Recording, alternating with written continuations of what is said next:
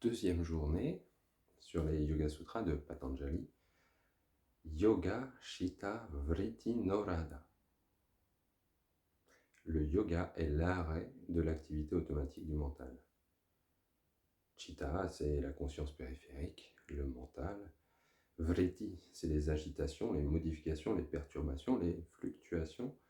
Niroda, c'est l'arrêt et l'interruption. Alors là, tout de suite après nous avoir dit que maintenant le yoga allait nous être enseigné, Patanjali nous dit que le yoga, c'est l'arrêt de l'activité automatique du mental. C'est incroyable. Comment on peut faire pour s'arrêter automatiquement au niveau du mental? C'est pas possible. On en revient au premier sutra, c'est le maintenant. Et on se rend compte que dans le yoga moderne, on a tendance à penser que le yoga c'est fait exclusivement de postures et d'exercices assez physiques. Peut-être qui ont une incidence sur notre mental, mais en tout cas, le yoga moderne nous incite surtout à se mouvoir. Et là, on nous dit qu'il faut s'arrêter. Donc c'est un petit peu contradictoire tout ça. En fin de compte, on s'aperçoit que, bien sûr, les postures nous aident à, à se poser, s'asseoir dans la posture, hein, d'où le terme d'asana, mais pas seulement. Les asanas, en tout cas les postures, nous invitent à effectivement être dans l'instant, hein, donc on en revient au maintenant. Et puis c'est quand même assez génial de penser que le yoga, non, c'est pas seulement une discipline pour avoir un beau corps et puis pour être calme et serein. Le calme et la sérénité s'établissent dans l'arrêt des fluctuations du mental. Alors qu'est-ce que ça veut dire, ces fluctuations du mental? Eh ben, il suffit juste d'observer un petit peu ce qu'on fait, notre activité là-haut, dans tout ce qui se passe un petit peu dans notre cerveau. Aujourd'hui, on a mis beaucoup de pouvoir à notre cerveau et on l'utilise un peu trop. On est sollicité de toutes parts. Je vois ma main dans le reflet. Et ça, c'est une fluctuation, ça, c'est une perturbation.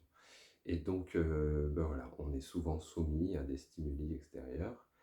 Et le yoga, ce serait un petit peu d'arrêter ces fluctuations et de se poser en son centre. Alors, on a tous eu des expériences où on était comme ça, un petit peu dans un état de grâce, soit en observant un très beau paysage, et puis là, il n'y a plus d'idées, il n'y a plus de pensées, il n'y a plus d'émotions, il y a juste paf, un centre, soi, avec son environnement, avec une plénitude entière. Eh bien, on peut retrouver ça, bien sûr, là vous êtes en vacances sûrement, on peut retrouver ça dans l'observation d'un très beau paysage ou bien dans certains métiers d'art où la concentration est extrême sur quelque chose que l'on est en train de faire. Et on oublie un petit peu, on s'oublie à soi. Et ce serait un petit peu ça, ce deuxième sutra nous inviterait donc à arrêter un petit peu ces fluctuations. Effectivement, on a tous la capacité de s'asseoir, de se poser, de se recentrer et d'observer simplement ce qui se passe.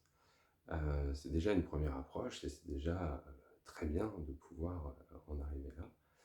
On pourrait écrire une thèse entière hein, sur l'arrêt automatique du mental. On pourrait étudier un petit peu comment notre cerveau fonctionne, comment il est sans cesse en train de se projeter, soit dans le futur, soit de, de ressasser un petit peu les choses du passé. Et toute cette activité, en fait, on ne la maîtrise pas. C'est de là que vient l'arrêt de l'activité automatique du mental. Parce qu'en fin de compte, on ne maîtrise pas spécialement nos pensées.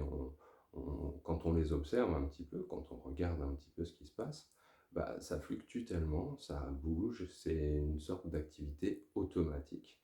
Et c'est là que ça devient intéressant parce que on a quand même beaucoup de pensées dans la journée qui fluctuent effectue sans arrêt, une sorte d'oscillation entre une sorte de joie, on peut avoir une euphorie, un enthousiasme, on est sollicité aussi par les réseaux sociaux, par les images, par les stimuli extérieurs, par les publicités, par la télévision, par nos désirs, et puis par nos peurs aussi. Donc toutes ces oscillations vont générer une activité qui est presque automatique, qu'on ne maîtrise pas. Et ce qui est intéressant, c'est de voir que le yoga, c'est l'arrêt de cette activité automatique.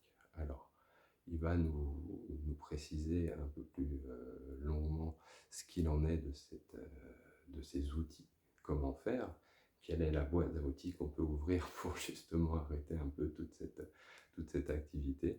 Et ce sera l'objet donc d'une prochaine vidéo.